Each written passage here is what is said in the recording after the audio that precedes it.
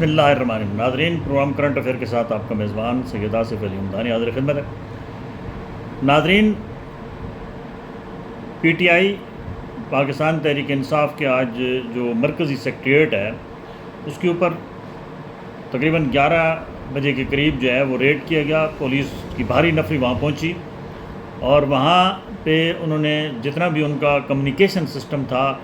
اس میں ان کی فائلز تھیں، اس میں ان کے کمپیوٹرز تھے، وہ تمام اٹھا کے لے گئے۔ اور ان کے جو مرکزی سیکریٹری اطلاعات و نشریات ہیں رؤوف حسن، ان کو بھی گرفتار کر لیا گیا ہے۔ اور یہ کچھ لوگوں کی یہ جو گزشتہ دنوں فیصلے آئے تھے، اور بہت سارے ہمارے صحافی دوست بھی کہہ رہے تھے کہ شاید عمران خان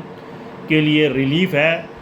میں نے گزشتہ ویلاگز میں بھی کہا تھا کہ عمران خان کے گرد مزید گھیرا تنگ ہوگا، اور کسی صورت بھی عمران خان کو سپیس دینے کے لیے نہ حکومت تیار ہے، نہ اسٹیبلشمنٹ تیار ہے۔ اور جو کچھ آج ہوا وہ بالکل ثابت کر رہا ہے کہ آنے والے دنوں میں مزید پی ٹی آئی پہ سختیاں ہوں گی۔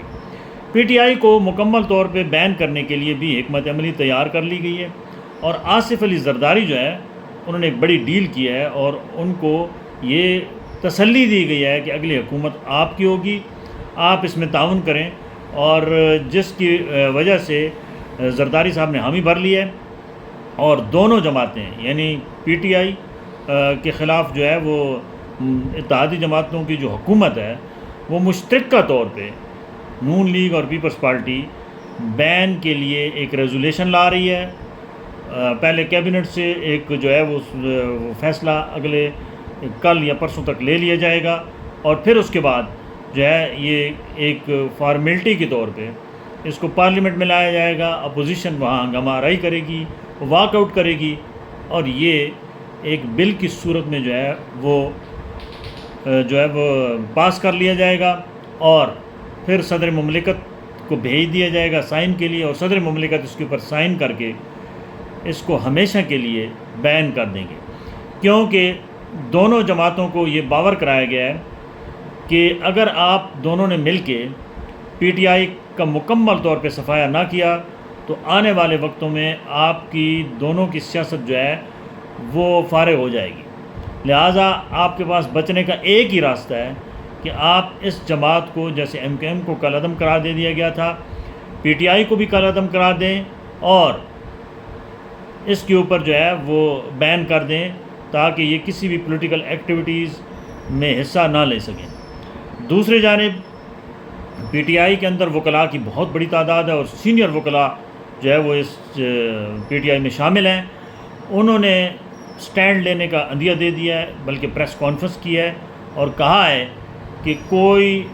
شخص بھی یا کوئی جماعت بھی ہمارے اوپر پابندی نہیں لگا سکتی، آرٹیکل 17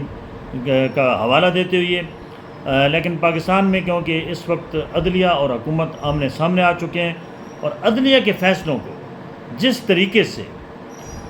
جو ہے وہ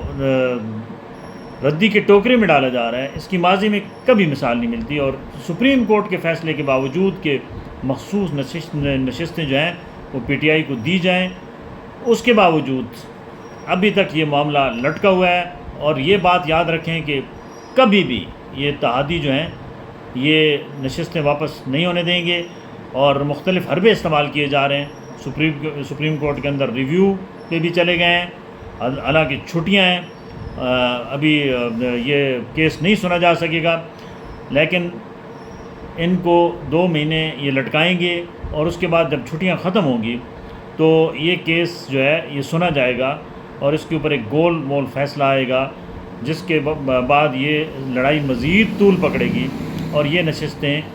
جو ہے وہ واپس نہیں کی جائیں گی۔ عمران خان اس وقت آج ان کا جو بیان سامنے آیا ہے، میڈیا سے گفتگو جو سامنے آئی ہے اڈیالہ جیل کے اندر، وہ کہہ رہے ہیں کہ یہ جو کچھ ہمارے ساتھ ہو رہا ہے یہ قابل مذمت ہے، اور انہوں نے یہ بھی واضح کیا ہے کہ میں کبھی کسی صورت میں کوئی ڈیل نہیں کروں گا، اور واضح موقف ہے کہ آخری دم تک لڑوں گا۔ اور انہوں نے یہ بھی کہا ہے کہ جی یہ جو وفاقی وزیر اطلاعات و نشریات نے الزام لگایا ہے کہ وہ ایک وی آئی پی ماحول میں رہ رہے ہیں، انہوں نے کہا کہ میڈیا آ جائے، عطا تارڑ بھی آ جائے،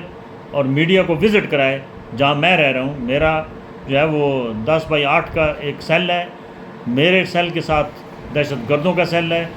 اور یہ سب جھوٹ ہے کہ مجھے کو بہت بڑے بڑے کمرے دیے گئے ہیں اور وہاں پہ تمام سہولیات دی گئی ہیں۔ انہوں نے کہا میں واک بھی نہیں کر سکتا، اور میرے اوپر آئے روز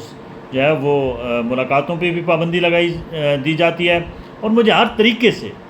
جو ہے وہ ٹارچر کیا جا رہا ہے۔ اور انہوں نے کہا کہ میں یہ سب کچھ اس قوم کے لیے اور ان لوگوں کے لیے برداشت کر رہا ہوں، اور میں آخری حد تک جو ہے وہ لڑوں گا۔ اب صورتحال یہ پیدا ہوتی ہے کہ اس سے جو ملک کے اندر افراتفری ہے، آج بھی اسٹاک مارکیٹ کے اندر جو ہے وہ کریش کر گئی ہے اور اربوں کا نقصان ہوا ہے۔ یہ سروائیو جتنا بھی ہے وہ عوام جو ہے وہ ان کی لڑائی آپس کی سیاستدانوں کی یا اداروں کی، اس میں عوام پس رہی ہے، اور عوام کے جو ہے وہ